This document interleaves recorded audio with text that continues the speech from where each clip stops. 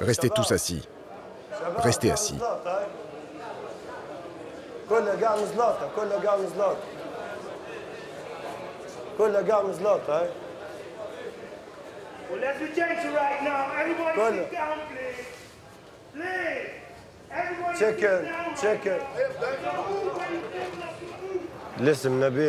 Je m'appelle Nabil Tara Abdallah El Saro. J'ai 28 ans. Je travaille depuis 5 ans dans ce centre d'hébergement pour migrants clandestins de Tripoli. Je les traite comme des Libyens. Nous les traitons comme nous le ferions avec n'importe quel Libyen.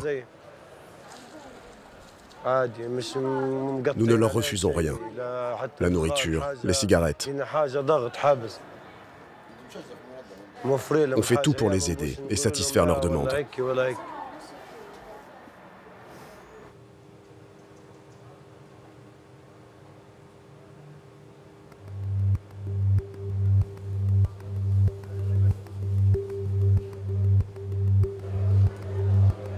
Please, we need freedom. We need freedom. That's only what we need the most. Look at our friends here, look at our faces. You see, there is no joy in it. There is no joy. The International Organization for Migration, they came us and they told us if we want to go back to our country. I just say I don't want to go back to my country. I get suffered a lot. I don't want to go back right now.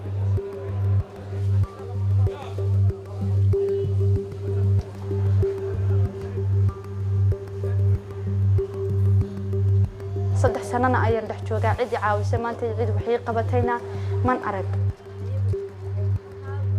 هل كان شوجنا هذا الشيء باب كسوجنا هاي الشيء كله ده هو وحن كسوجنا يدريق سكة.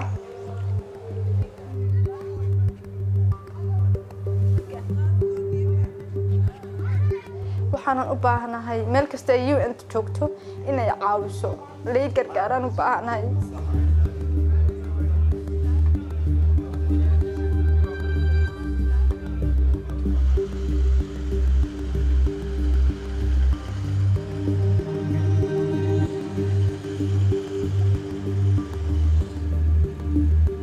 استقرار ليبيا إقليمياً ينعكس بشكل إيجابي ليس فقط على ليبيا ولكن على كل دول الجوار بما فيها أوروبا. L'Union européenne est unie sur le dossier libyen. Nous ne pouvons détourner les regards des conséquences que peut avoir la crise libyenne en Europe en matière de sécurité, en matière de terrorisme, en matière de migration. Et de la même manière, la stabilité de la Libye est une des clés de la sécurité du Sahel, de l'Afrique du Nord et de la Méditerranée. E apprezziamo l'impegno delle autorità libiche nella lotta ai trafficanti di esseri umani e nel presidio delle frontiere marittime. Allo stesso tempo ci attendiamo che venga compiuto il massimo sforzo per garantire il rispetto dei diritti umani fondamentali.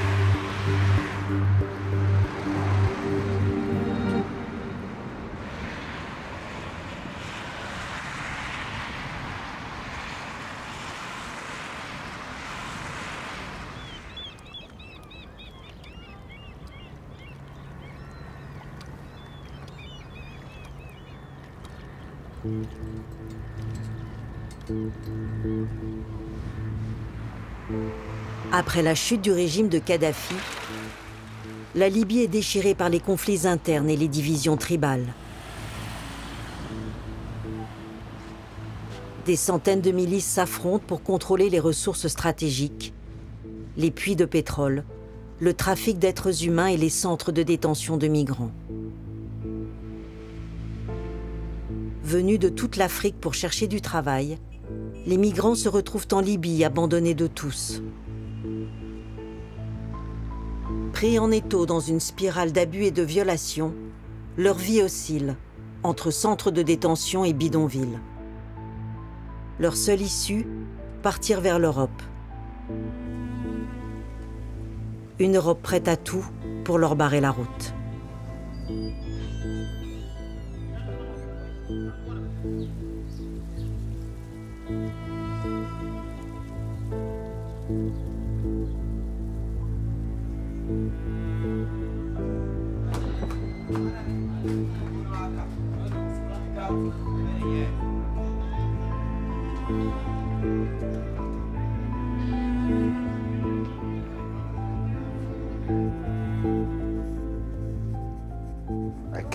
Je suis arrivé en Libye en passant par l'Égypte et j'ai été arrêté par une milice. Ils m'ont demandé de payer si je voulais être libéré. Je leur ai dit que je n'avais rien sur moi. Ils m'ont gardé 15 jours. Après 15 jours, j'ai fui de là-bas. J'ai continué mon voyage. Je voulais arriver à Tripoli pour traverser la mer vers l'Europe. Sur ma route, entre l'est de la Libye et Tripoli, j'ai été à nouveau kidnappé. C'est le trafiquant qui nous transportait à Tripoli qui nous a vendus à une milice. C'était à Chouérif, près de Beni Walid. C'est là que j'ai été retenu pendant 4 mois. Ils m'ont demandé de payer $6 000. Je leur ai expliqué ma situation, que mes parents n'avaient pas d'argent, qu'ils vivaient dans un camp au Sud-Soudan à cause de la guerre. Ils m'ont alors amené dans une ferme où j'ai travaillé pour eux, pour payer ce que je leur devais. J'ai réussi à m'échapper. En janvier 2018, j'ai essayé de traverser la mer. J'ai été arrêté et amené au centre de détention de Tajoura.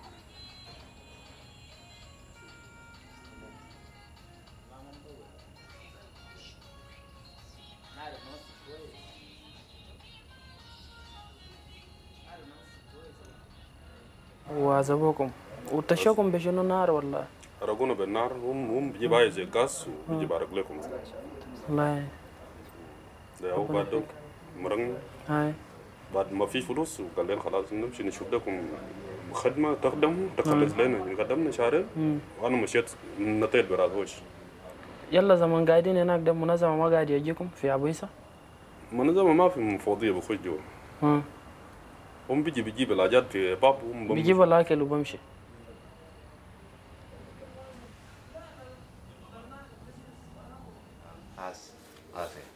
برا 5 دقيقة سنة.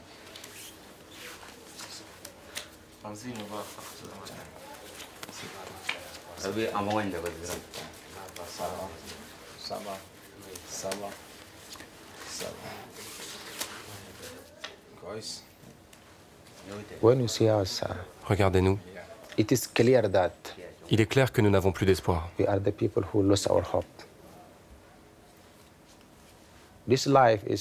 La vie est difficile, mais si on est un groupe, on peut survivre. Une personne, 2 personnes ne peuvent pas. Sans travail, elles ne peuvent pas. Elles ne peuvent même pas payer de loyer. Mais quand on est un groupe, on essaie de s'entraider.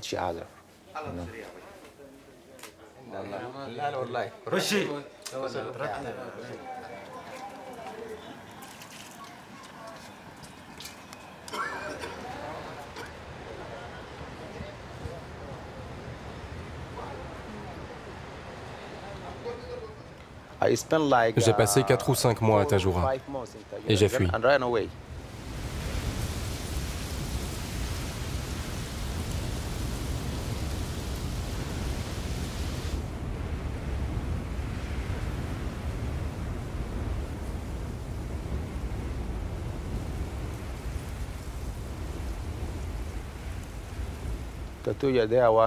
Tajoura, c'était l'enfer.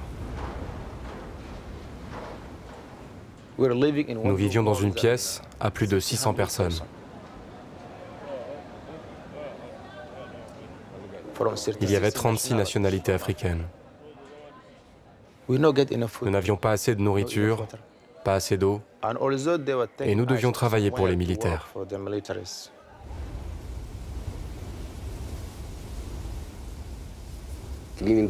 Nettoyer le hangar, nettoyer leurs voitures, leurs véhicules ou tout ce qu'ils demandaient.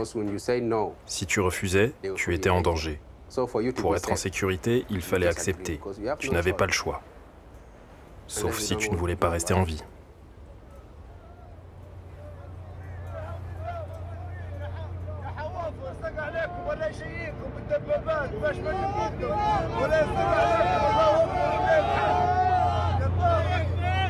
Les miliciens de Daaman qui contrôlent la zone de Tajoura utilisent le centre comme base militaire.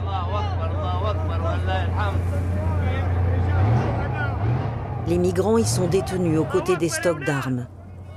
Une pratique dont personne n'ose parler dans le pays.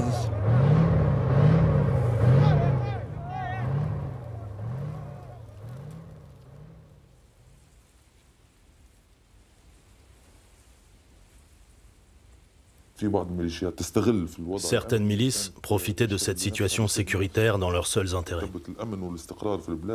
Elles n'œuvraient pas pour la sécurité et la stabilité du pays. Bien au contraire. Elles commettaient des vols, des enlèvements, des arrestations arbitraires.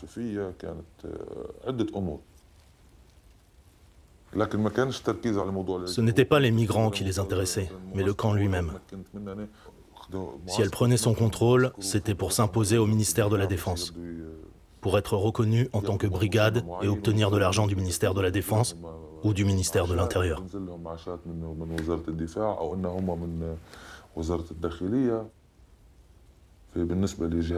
Au sein de l'unité de lutte contre l'immigration illégale, certains miliciens profitaient du soutien des organisations internationales pour financer leur guerre, pour avoir toujours plus d'armes et de munitions.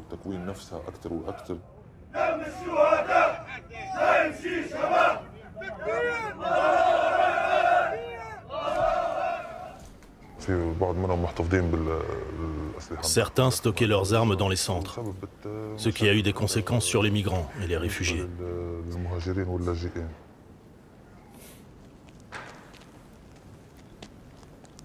Look at this place.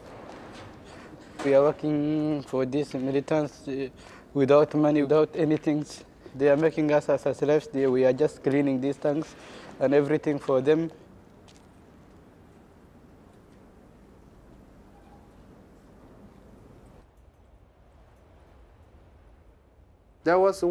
C'était la guerre à l'époque. Quand la guerre a éclaté à Tripoli, ça devait être en avril 2019. Ils nous emmenaient des camps militaires jusqu'aux zones de combat pour travailler. Je me rappelle quand on a dû mettre des cadavres dans un véhicule pour les emmener je ne sais où. Il fallait aussi nettoyer le sang dans l'ambulance et plein d'autres choses.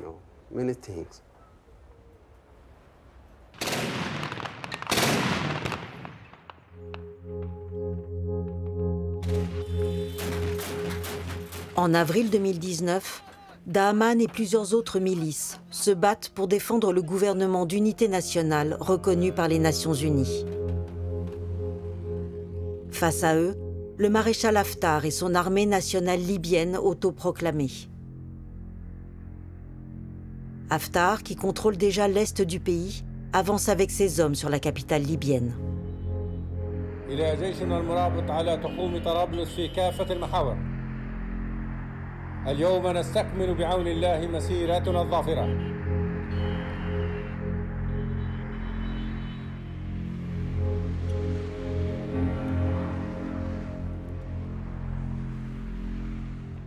Les centres de détention se retrouvent sur la ligne de front. Comme celui de Tajoura, ils deviennent des cibles stratégiques.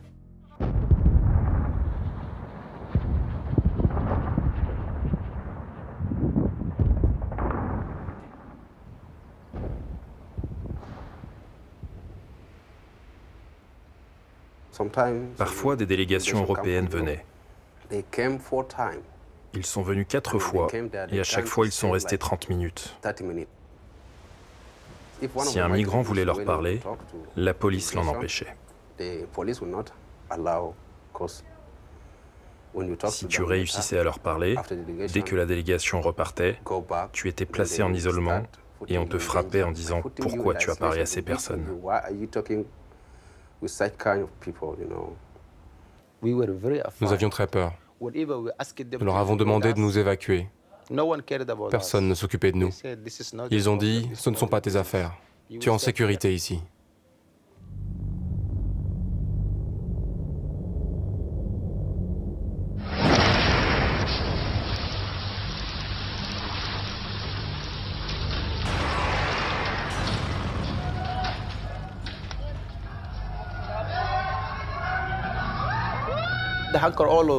Le hangar était entièrement détruit, pulvérisé. Il y avait partout des blocs et des débris de fenêtres.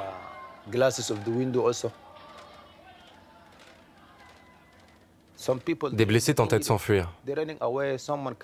Certains couraient sur 1 ou 2 mètres avant de s'effondrer. Il y avait beaucoup de monde, bien sûr. Je ne peux pas dire combien on était. On entendait pleurer partout. Si on essayait de les ramasser, on était surpris car c'était des cadavres.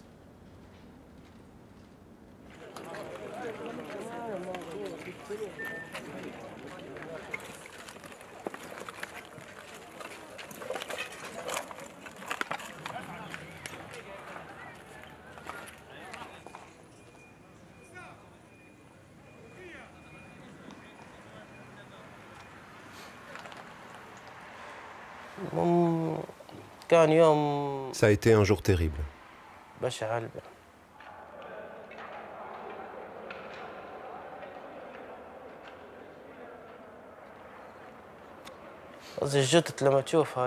Voir tous les migrants, leurs membres coupés. Certains avaient leur tête arrachée.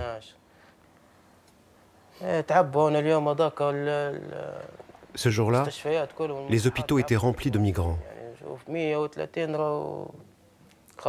130 d'entre eux ont été tués. Il y avait 130 corps et tellement de blessés.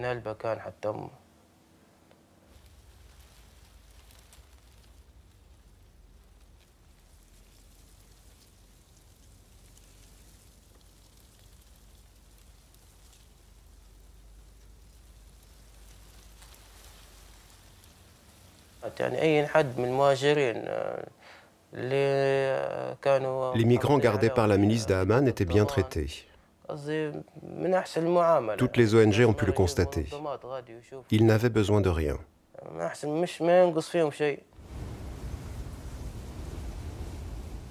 On cherchait à sauver les gens, mais la fumée causée par l'impact du missile était très dense.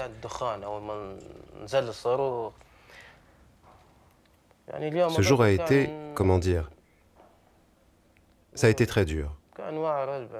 Il y avait tellement de cadavres qu'on ne savait pas quoi faire.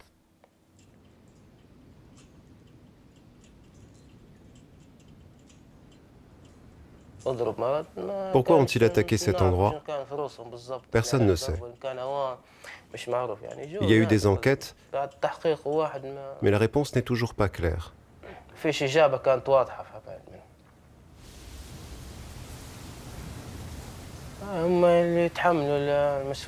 C'est les Nations Unies qui devraient être tenues comme responsables. C'était un camp militaire. Ils auraient dû évacuer les migrants ailleurs.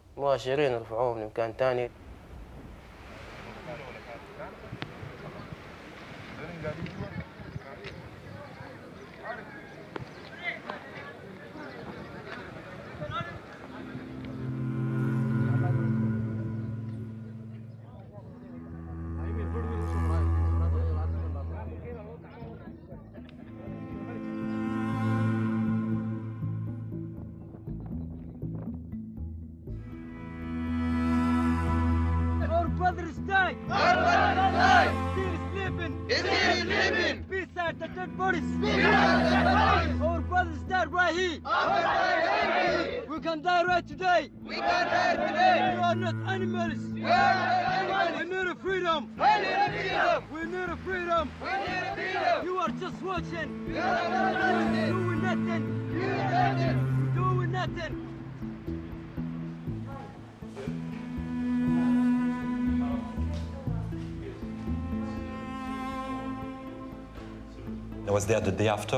J'étais là-bas le lendemain. Il y avait du sang partout. À tous ces gens qui étaient sous le choc, on leur expliquait que l'ONU allait les sortir de là. Mais ce n'était pas un endroit que nous gérions, nous, le HCR. On devait négocier à chaque fois l'autorisation d'accéder à ce centre pour remplir notre mission humanitaire. On devait expliquer aussi quelles étaient nos limites et essayer de négocier avec les autorités pour les libérer. Ça a été une frappe aérienne, une frappe militaire aérienne.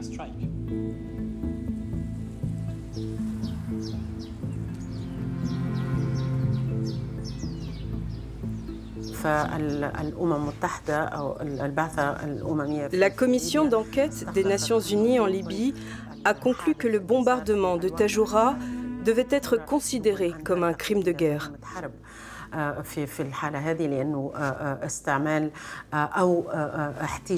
Car des civils sans armes ont été détenus de manière abusive.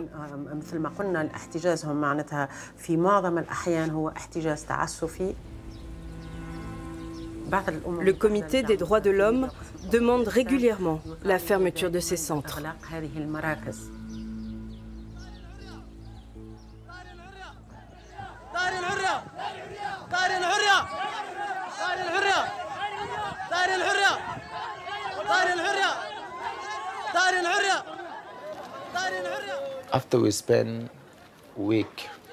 Une semaine, presque 8 jours plus tard, le HCR est venu en disant « On va vous évacuer. Certains d'entre vous vont avoir un entretien. Ces personnes doivent sortir parce qu'elles sont les plus vulnérables, mais pas la totalité d'entre vous. »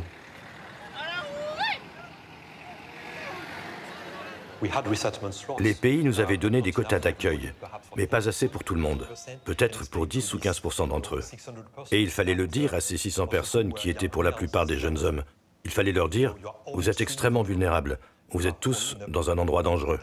Mais pour ce qui est de votre évacuation à l'étranger, le HCR n'est pas en mesure de prendre tout le monde.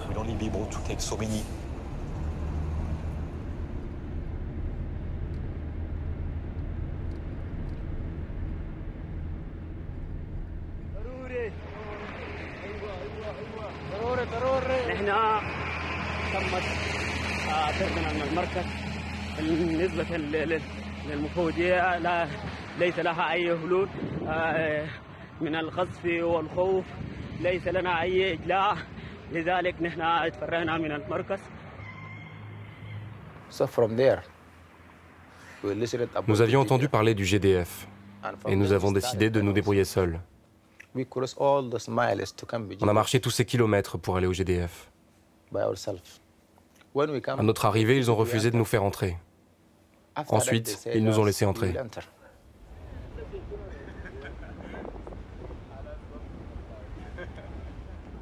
Créé en novembre 2018 pour faciliter l'évacuation des réfugiés vers d'autres pays, le GDF est géré par le Haut Commissariat aux réfugiés et le ministère de l'Intérieur libyen. Ce centre a été financé essentiellement par l'Europe pour un coût de 6 millions d'euros.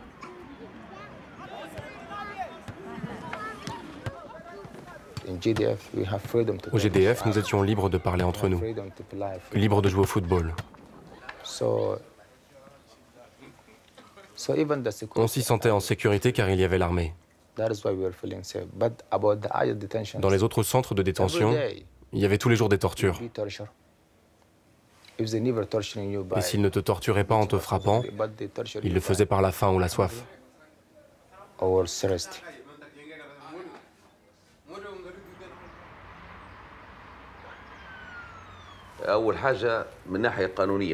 D'un point de vue juridique et administratif, la création du GDF sur le territoire libyen était illégale. Le droit libyen ne l'autorisait pas, car nous n'avions pas signé la Convention de Genève en 1951 sur les droits des réfugiés. De plus, le terrain sur lequel le GDF a été construit n'appartenait pas au ministère de l'Intérieur, mais à une entreprise privée qui devait le récupérer sur décision judiciaire.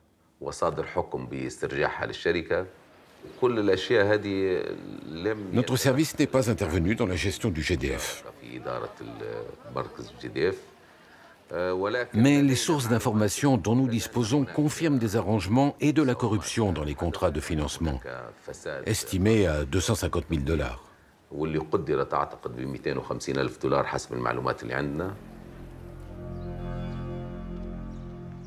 Le GDF s'est vite retrouvé noyauté par les milices qui récupéraient une partie de l'argent que l'Europe versait aux Nations Unies. Paralysé par la corruption et le gaspillage, le centre a été fermé en mars 2020. Il était devenu lui aussi un camp militaire où s'entraînait la milice qui le contrôlait.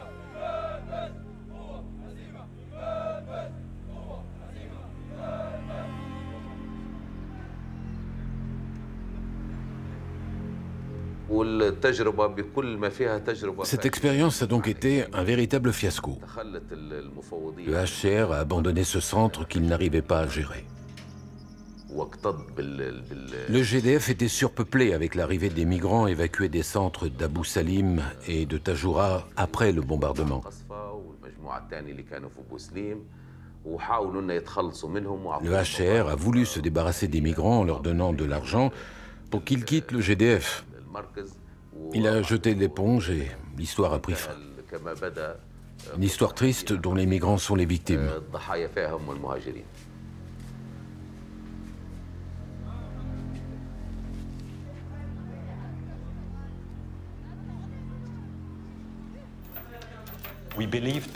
Pour les migrants, nous croyons qu'il vaut mieux être en dehors des centres de détention. C'est mieux pour eux d'être en milieu urbain, où nous pouvons agir, nous, le HCR et nos partenaires, en leur apportant l'assistance humanitaire nécessaire. Cela permet aussi de réfléchir à des solutions durables pour les plus vulnérables en dehors de la Libye.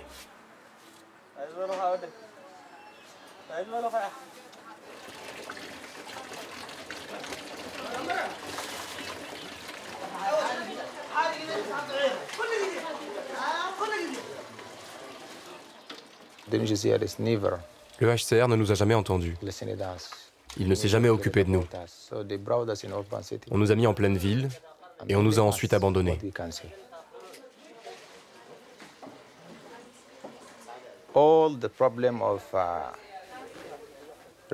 Le plus grand problème pour les réfugiés en Libye, c'est la sécurité.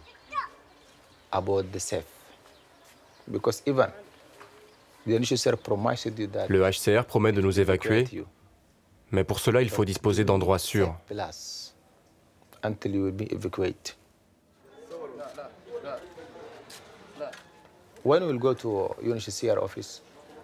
Quand on va demander de l'aide au bureau du HCR, on vous répond que vous êtes assez grand pour travailler et vous occuper de vous.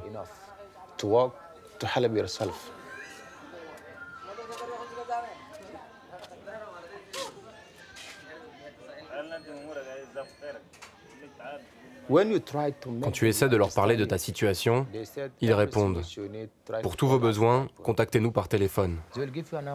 Ils donnent un numéro, mais quand on le compose, ça sonne dans le vide. Ils font tout pour vous éloigner d'eux.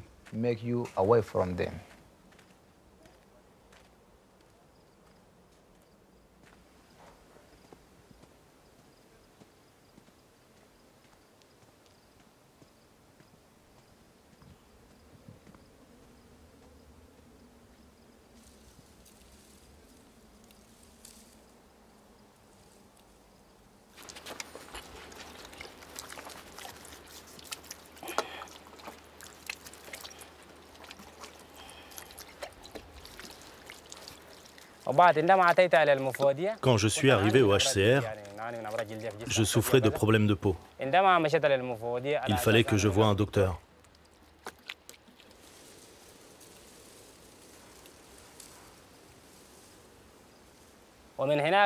Il y avait plein de monde. Quand mon tour est venu de voir le docteur, il n'était plus là. Il était parti pour une urgence. Un des employés m'a crié dessus. « Dégage, esclave !» Il m'a traité d'esclave, ça m'a profondément blessé.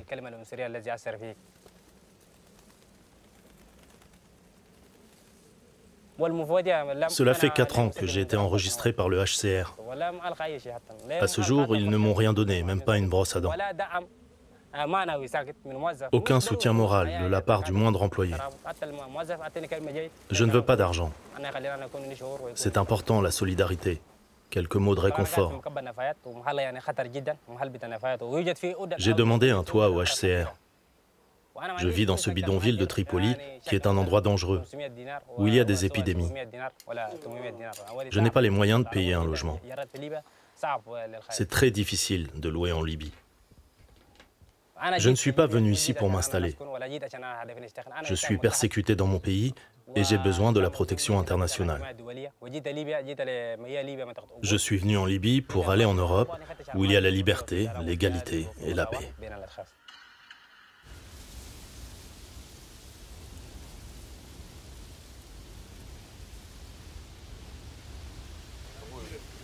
سجن مولاي في منغوريا بني ولد قراص القرن بني ولد ارام بني ولد قرا اسبوع معنا هذا طرابلس كم كان نوم قرا طرابلس كم شهر 7 2000 كمارا منظم سجل جناس سجل جنة منظم سجل جناس سجل لا لسه سجلنا ليه من بني ولد لا صح بني ولد بني ولد كم يوم جنا بني ولد ما شهر كوانا ليه والله 15 يوم نايده ابوچو امبدورو اساكو سانتا اسكندي يعني جوني واسي امن كسنا غزغران ليه والله اجن تو كسنن غنا امنغ كوينن خلاص ابي ريركي نان نان افاك امبن غريشا ايلو اندن كان نير كانغي اون اندغي كوينن خلاص اجن تو كسنن ريركي نان افاك امبن وي بوجيده ابي ان فقدو تو اخوانتا نغسي بلد مو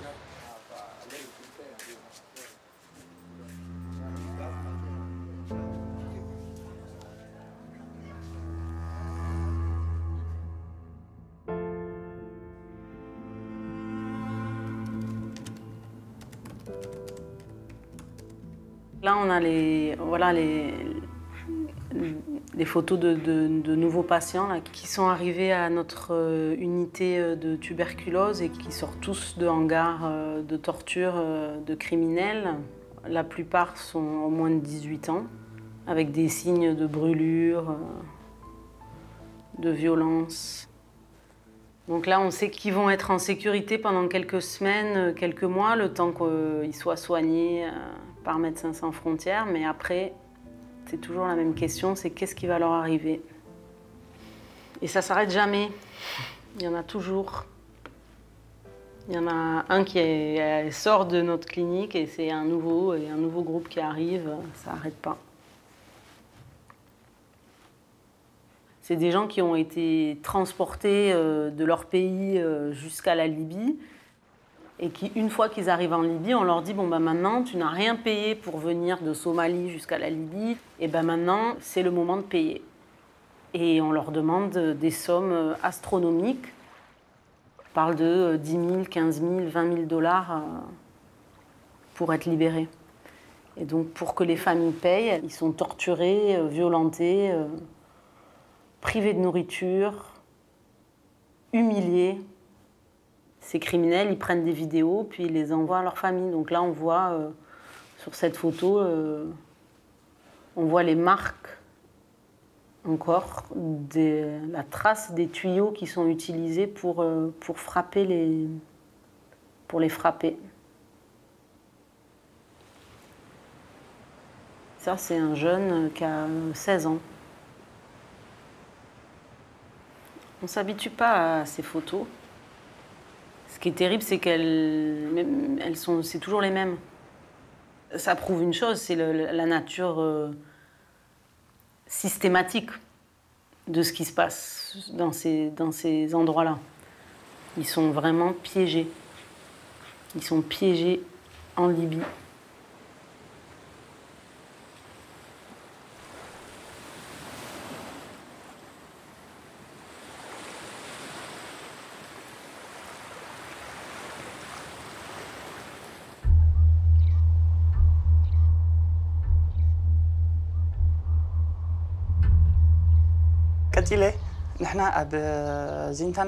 Nous avons été transférés à Zintan en septembre 2018. Nous arrivions tous de différents centres. Nous étions plus de 900.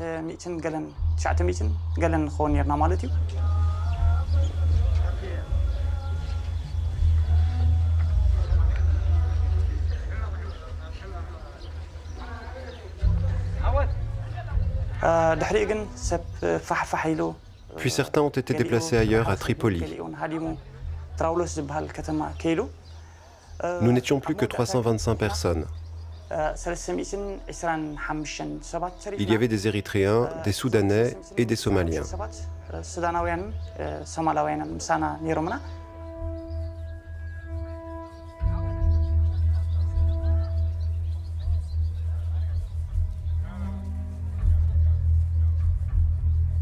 Située dans une région montagneuse à 200 km de Tripoli, Zintan est connue pour ses conditions sanitaires catastrophiques.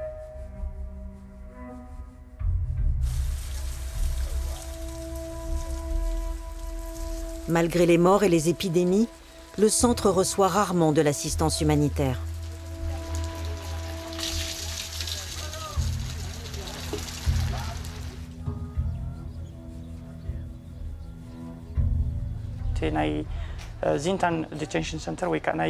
Une fois, à Zintan, on nous a enfermés pendant 2 semaines dans le centre avec très peu d'eau et de nourriture.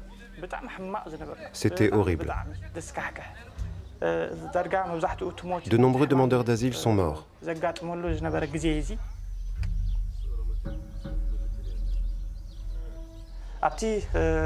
Dans un des hangars, 25 d'entre nous sont morts de tuberculose. Suite à un incendie, un ami a été brûlé et un autre asphyxié.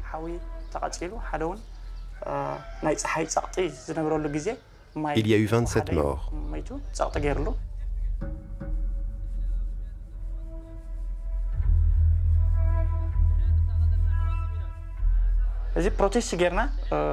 On a protesté à l'époque. Huge negligence over Zintan refugees. We condemn EU policy on innocent detainees refugees in Libya. Nous demandions au HCR et aux autres organisations humanitaires de voir nos souffrances. Ils ont promis de s'occuper de nos cas en priorité. Mais au final, il ne s'est rien passé.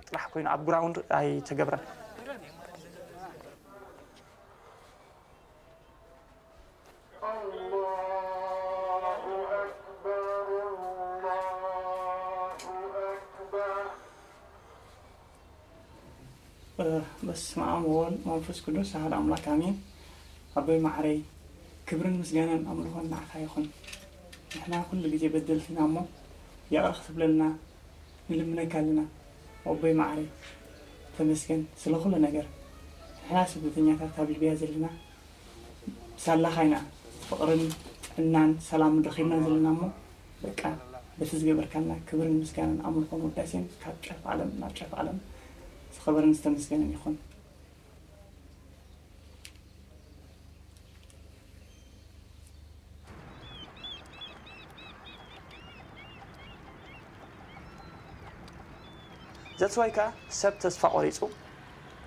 Certains ont décidé d'emprunter la voie dangereuse de la mer. D'autres, qui en étaient déjà revenus, voulaient repartir.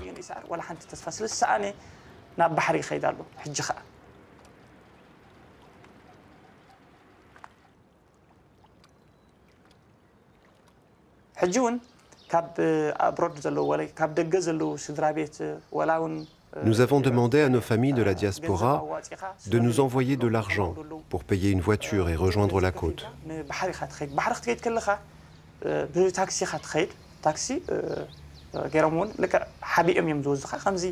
Les chauffeurs nous cachaient dans le coffre où on risquait de mourir suffoqués.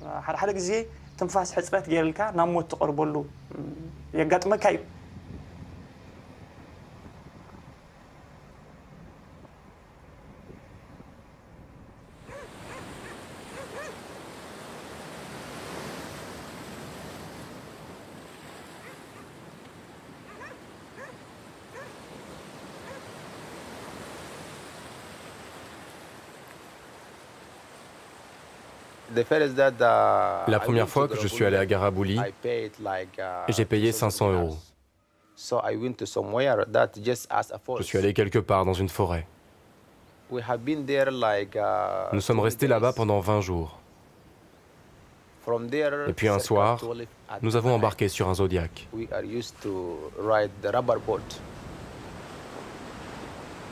Nous étions 140 personnes. Nous avons passé un jour en mer. Et le deuxième jour, notre bateau a coulé. Il n'y avait pas de secours, pas de bateau, personne pour nous aider. Nous avons été surpris quand les gardes-côtes libyens nous ont récupérés pour nous ramener à Zawiya.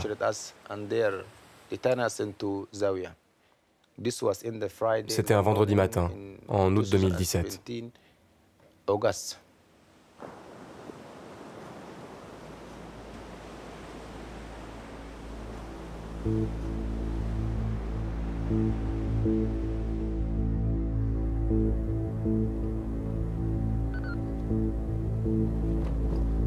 يا ساوس من 87 بقول لك واضح يعني في الموقع ذاتنا تمام بلا الجو اللاسلكي كل إشارة واضحة يا محطات. بالنسبة للزولة الميدانية لعند القواع يا محطات، عند القواع نرجع ندخل شوي قربولي وتكون الزولة الميدانية المعتادة. واضح يا 70.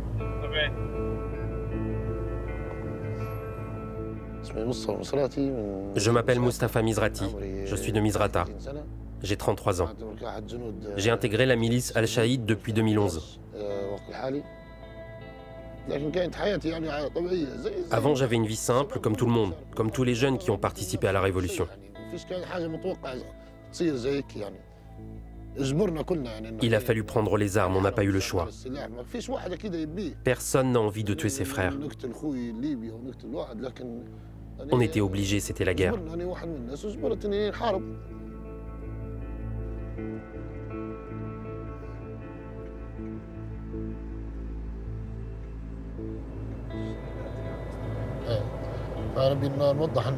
Nous sommes presque arrivés au grand carrefour.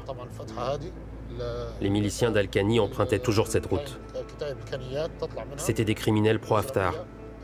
Ils tiraient sur tout le monde depuis ce rond-point.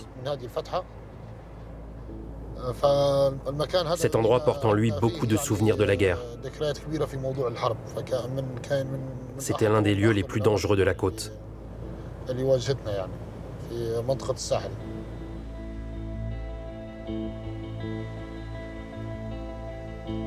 À la fin de la guerre, la milice Al-Shaïd, soutenue par le gouvernement d'union nationale, a chassé les milices pro-Haftar.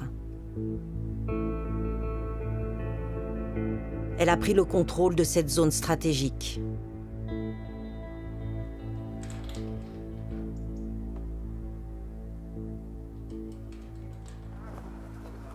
Aujourd'hui, ces combattants ont été intégrés dans l'appareil de l'État pour assurer la sécurité du pays.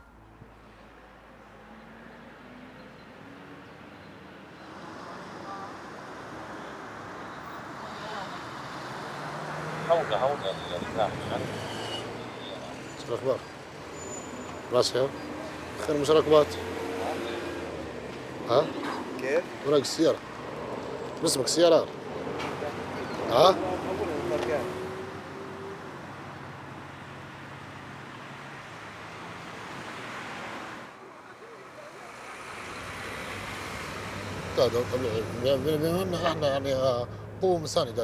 Nous sommes une unité de soutien aux appareils de sécurité de l'État.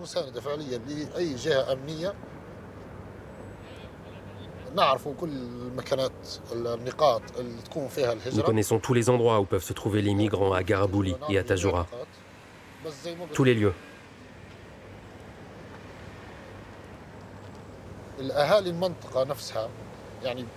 La plupart des habitants qui vivent près des points de départ, ils collaborent avec les passeurs.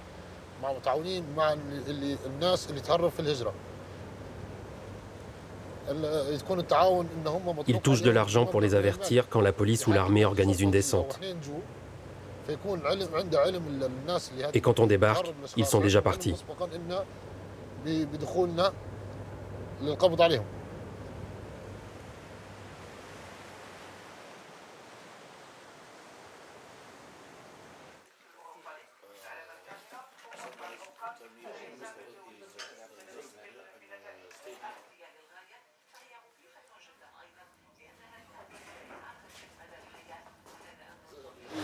تفكر في وقت سمعنا ساركوزي اول منا طلع الطياره، اول طياره كانت في جو ظني وبك ماشي الرتب تاع الدافع هذا ماشي اللي بنغازي بعدين تحرك حلف النيتو قلنا العالم احنا خلاص في الراس خلاص وصل قال لك حدود بنغازي خش جزء منه الاول بدا يخش وكان له دور كبير غزه حتى حلف النيتو وقتها كان عنده دور كبير والمعركه تنتهي في الارض مش الجو. الثوار طبعا هم الدور الاكبر لكن حلف النيتو كان حتى ليه دور كبير عرفت. لا تقتنع ان العالم كله سياسه بزنس مصلحتك وين؟ المصلحه وين؟ بالدليل الصراع توا يعني روسيا من قصدي من الاساسيين في حلف النيتو صح ومن الداعمين. صراع مع تركيا، صراع مع امريكا، صراع مع ايطاليا متحالفه مثلا معها فرنسا.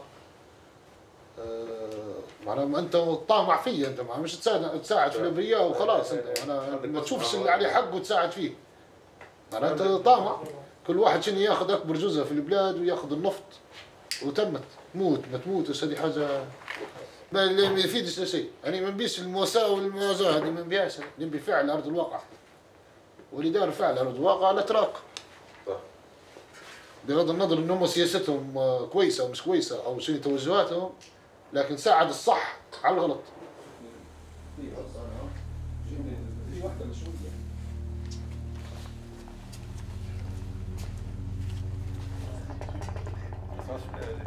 La Turquie a apporté un soutien militaire de taille aux forces alliées pour repousser l'offensive du maréchal Haftar.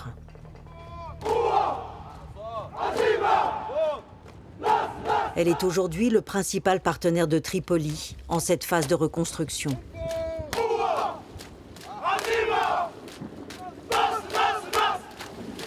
Si les intérêts turcs pour le pétrole et le gaz libyen ne font aucun doute, Erdogan est en passe de devenir aussi un interlocuteur incontournable pour le contrôle des frontières sud de l'Europe.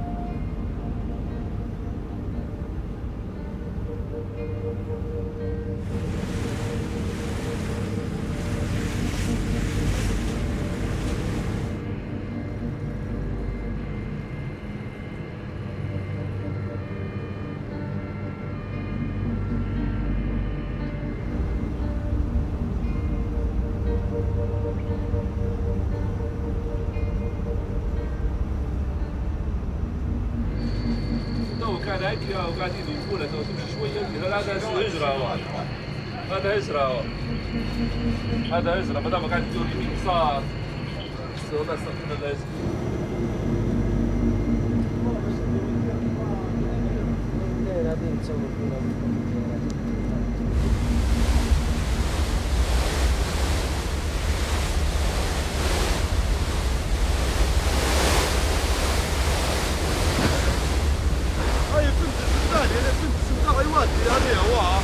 يا احمد كلم واحد من اولاد الفندق الثاني، الفندق الثاني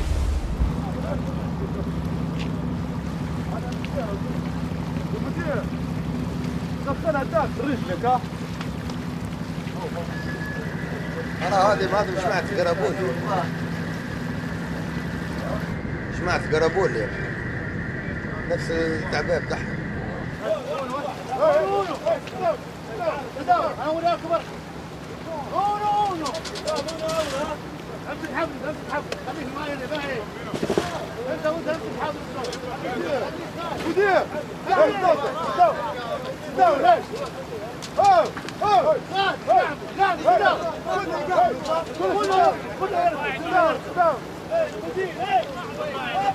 اصبر شوي اقعد شوي اقعد مالك معاي بسرعة واحد واحد شباب واحد حبلة واحدة لك كلها لك حبلة فوق خذ حبلة حدها معاي هاي سكت هاي واحد هنا اركب شباب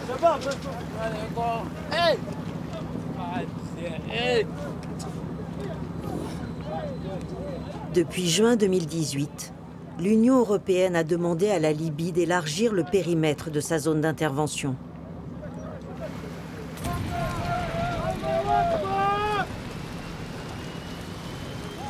En échange d'une promesse de 90 millions d'euros, les gardes-côtes libyens doivent désormais couvrir une zone 10 fois plus vaste, qui va jusqu'à 200 km de leur côte. زال عندك راه رص مليح عندك واحد ثاني راه اسمع رصيت كويس رصيت 100% هو الثاني وين بتعبيه الحسيم هاك يا شوي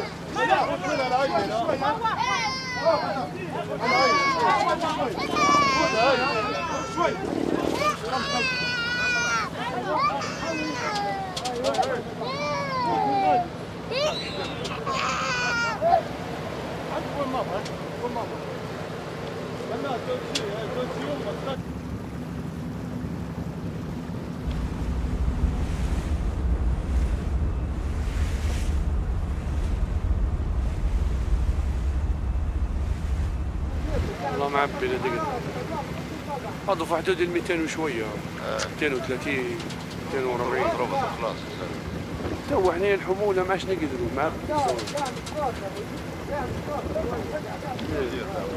لا ما تو في زورق في البحر وباري في البحر يمن معاه يجي ياخذهم يبلغ الداخلية وقاعد شي ياخذوه واحنا ما نقدرش نسيبوهم انت عندك ما عادش نقدر نسيبوهم لان في رقبنا ما اقول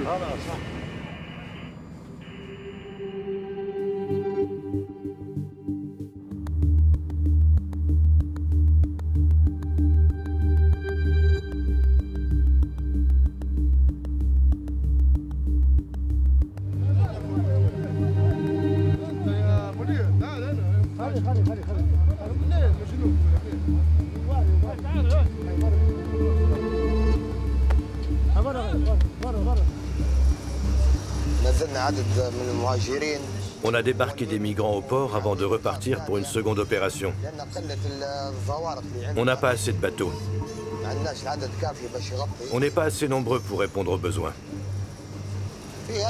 L'Union européenne ne nous aide pas assez. Leur aide, ce sont des paroles en l'air. Rien de concret.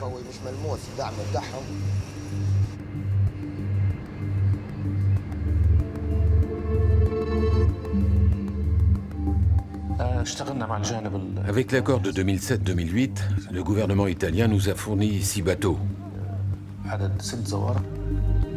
Mais ces bateaux ne sont pas adaptés aux opérations de recherche et de sauvetage.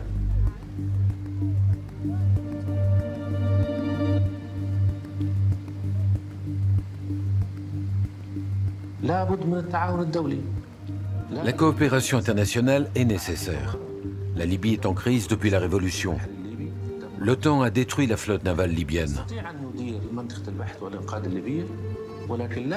Le pays peut gérer la zone de recherche et de sauvetage libyenne, mais l'Europe et les organisations internationales doivent travailler honnêtement pour nous aider à reconstruire les forces navales libyennes et former les gardes-côtes.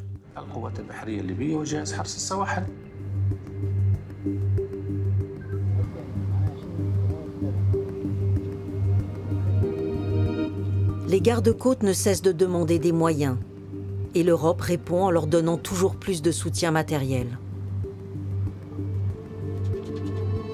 Préoccupée par ses frontières, Elle ferme les yeux sur les nombreuses affaires de corruption et de vexation documentées par les Nations Unies qui entachent les gardes-côtes. Certains ont tué des migrants. Leurs crimes sont restés impunis.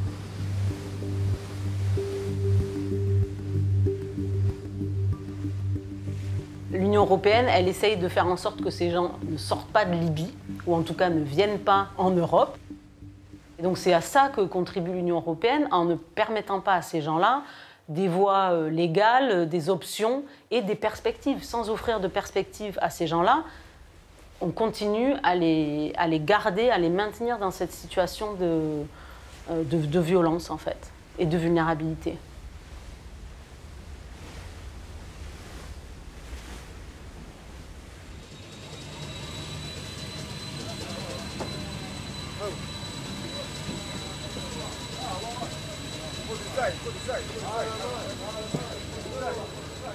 كنت فار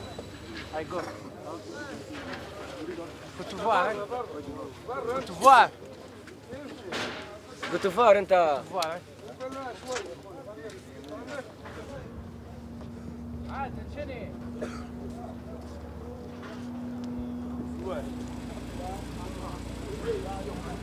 Mais pourquoi si on nous attrape ici, on nous envoie en prison? Bah, en Libye, si là, on vous envoie en prison, puis tu paies les engrais pour sortir.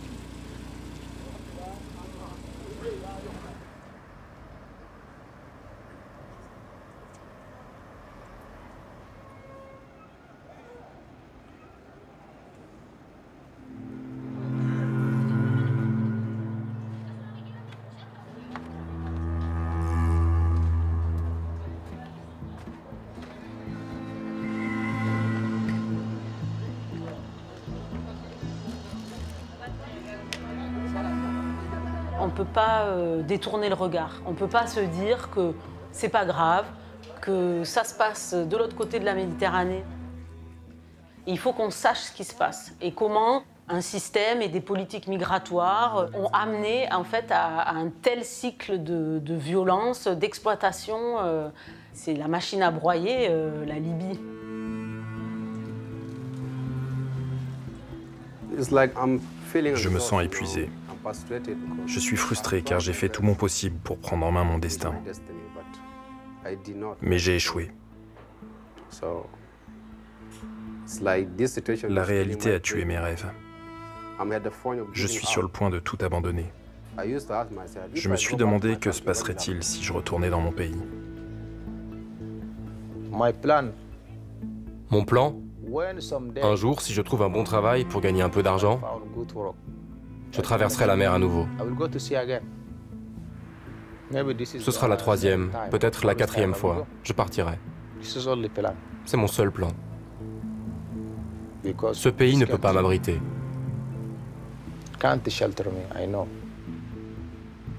Mon seul espoir, c'est l'Europe.